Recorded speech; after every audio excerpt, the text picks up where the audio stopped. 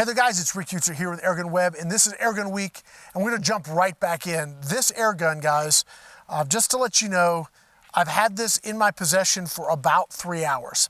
I got it in this morning, and I threw a scope on it, I've put some pellets through it, and I'm shooting this video. And that either means a couple things. One, I'm in a rush and gotta do it, or it's a shooting son of a gun, and let me tell you, it's the second one. This is a shooting son of a gun. What is it? This is the Huben K1. If you guys have any questions about any of the products, check out the video description. I'll have links to everything there. You guys can check it out. I absolutely have to say thank you to John at New England Airgun for getting this to me. He second day aired it to me so that we would have it for this week. So guys, definitely check out his links in the video description and go tell him thank you, because if he hadn't sent it, I wouldn't be able to bring you this very cool airgun video. So the Huben K1, this has pretty much turned a lot of my perceptions of air guns, specifically the Huben, because I had never shot one.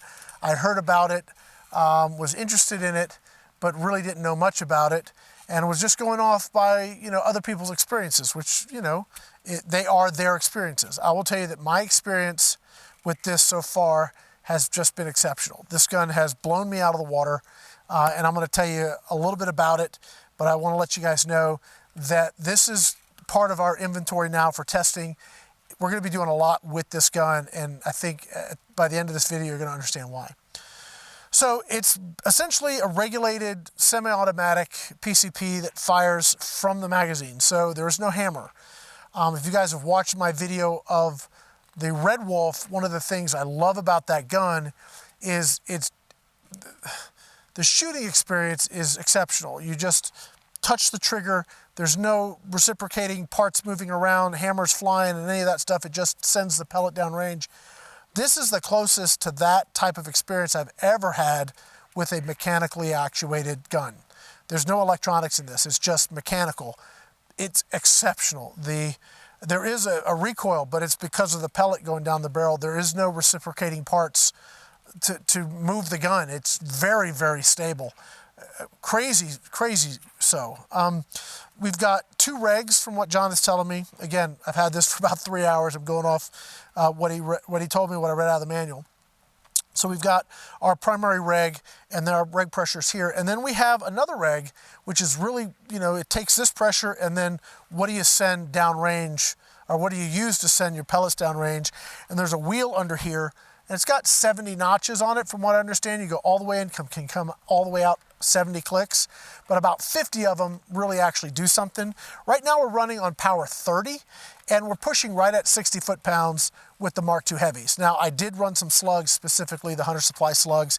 We're gonna save all of that stuff for another day, but those were pushing over 80 foot-pounds, and I hadn't really turned it up yet. So that's impressive. This regulator is externally adjustable, and obviously this one here, you just turn the knob and put it where you want it, and it's a huge swing. So it goes from like barely pushing it out the barrel to over 900 feet per second without even trying hard. So the flexibility without having to take the gun apart is really, really good.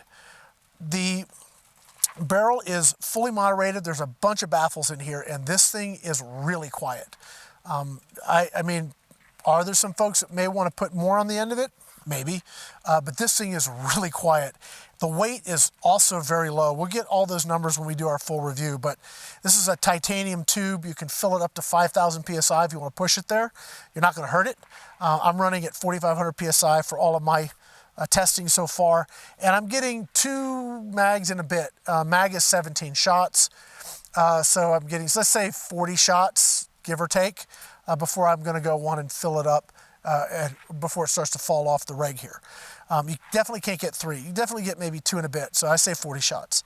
The way you fill the magazine is kind of an interesting situation. It's not, I mean, I've seen it before, like with the LCS, it's sort of thing. I think the LCS probably copied this, but I don't know.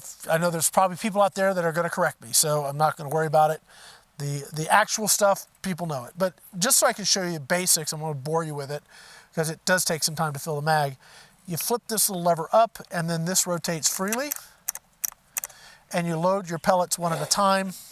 And there's a little catch that holds them in place. Again, I'm running the Mark II Heavies.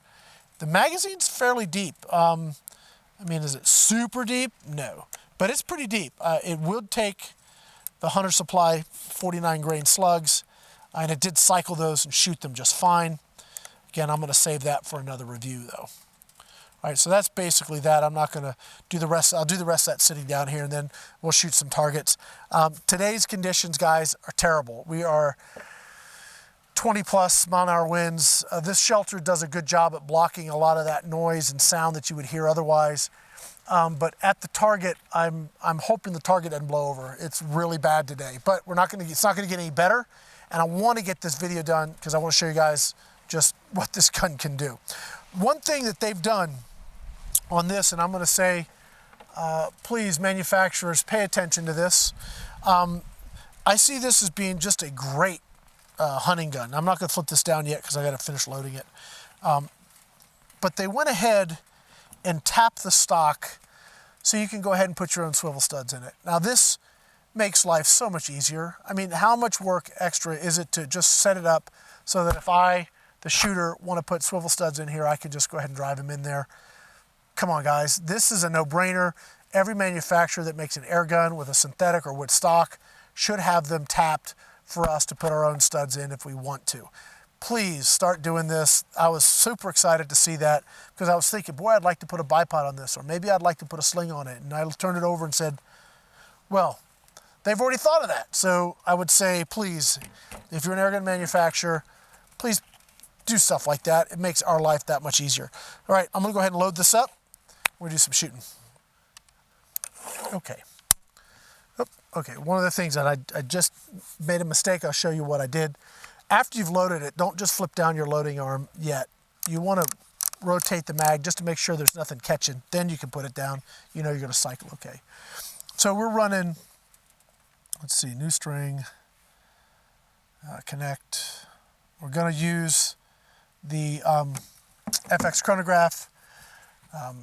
This thing has been a godsend this week. To just be able to shoot targets and still get our Chrony numbers at the same time is awesome. So again, I'm shooting the JSB 33.95s. Okay, the wind is not too bad right now, so I'm going to hope we're going to do pretty good. All right, so there's no cocking lever. It took me forever to say, all right, where do you cock the thing? You don't. It's just ready to go. If it's got pressure, it's ready to fire. So you definitely always want to have your safety on with this gun because if you've got pellets in the mag, it's hot. So just know that. So I'm going to flip it on fire here. And I don't know what the trigger pull is, but it is very light and extremely crisp. It's something that, I mean, we'll get when we do our video, when our full review video, we'll definitely get all that information. But I'll just tell you, it is really a good trigger. Okay. Okay, so I'm going to go for the center target. And hopefully this wind doesn't give us too much of a problem. But we're going to shoot like a full mag in the center, and then we'll do like a half a mag on either side, just so you guys can see the kind of consistency that I'm getting out of this gun.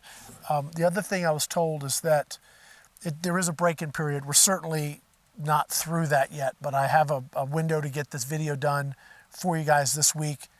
I expect that although this is shooting really well now, it's going to actually get better. So if that's the case, I'm absolutely over the moon about this gun. So let me show you what this thing can do, and let's hope that I do my part here. Okay. So first of all, ergonomically, this gun is extremely comfortable. Probably one of the nicest bullpups I've ever held, and I've started to come around a little bit. I've held some decent ones lately that weren't terrible. But this one is really, really nice.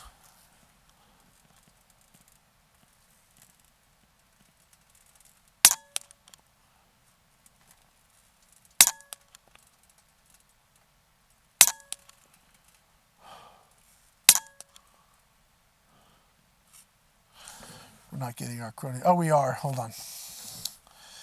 Let me turn this back on. Been getting text today, so if we get a text in the middle of this, I apologize, but you guys can now hear the Chrony numbers. It is on. 891, 900, 5, 907, 895, 893, 902, 884, 907, 909, 902, 900. It got away from me. 884, 884. Okay, that's 17 shots. Okay, it's hard to aim at the center when you've carved it out. Yeah, so I think you guys get the point. Extremely consistent. The regs are still breaking in, so across that magazine, 25 was the spread. Not awesome, but certainly not terrible. And the standard deviation was 8.9. Now let's reload, and we're gonna do it again. I'm gonna shoot 8 shots on one side and 9 shots on the other, and then we'll wrap it up. Load the mag here.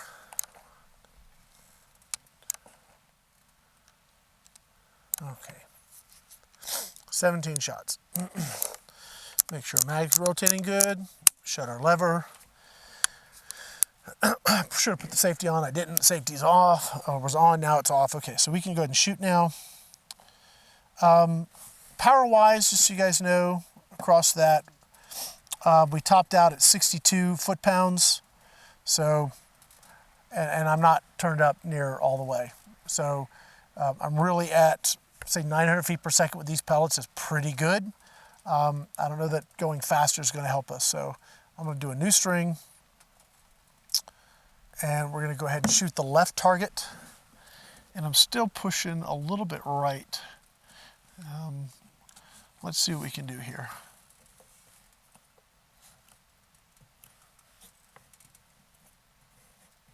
Okay.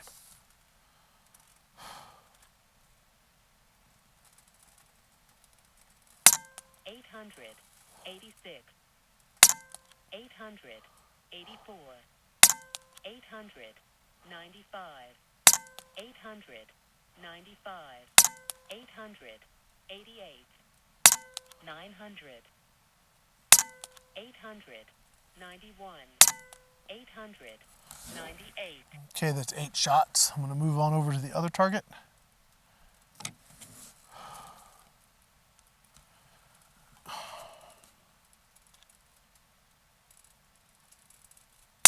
$900, 2, 800, 86, 800, 86, 800, 93, 800, 98, 900, 5, 800, 88, 800, 91, 900. Okay, had some shots that want to push to the right, but there you go. All right, guys, bottom line, this gun's exceptional. I've shot a lot of air guns. I have a lot of air guns in the shop. This one is right up there. I mean, it's right going to be at the top of the list with the best of what I have. This thing is incredible. I haven't even begun to scratch the surface of what it can do, but I'm very excited to have this right at the first of the year. We can come out here, I can grab a bunch of slugs and just shoot some pellets and shoot some slugs and see what we get. We get what we get and just have fun with something like this. Gosh, I'm like super excited to see what I'm able to do with this, you know, over the next, you know, probably several years, really. So guys, that's going to be it. This is the Huben K1. Again, thank you to John, New England Airgun, for getting this out. Not just sending it, but getting it out so quickly.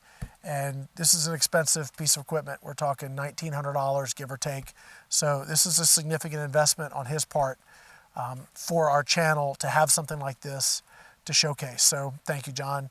If you guys want to know, links again for everything, the scopes, Frontier, the Hawke Frontier, really you can't hit what you're aiming at if you got crappy glass.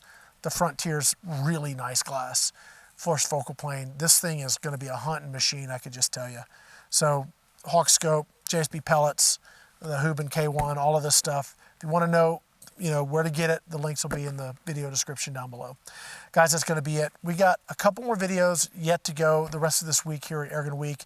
If you guys like this format, you like what we're doing, sort of off the cuff, having fun, just out on the range, please let me know, because I enjoy this kind of shooting and I'd be pleased to do more of it.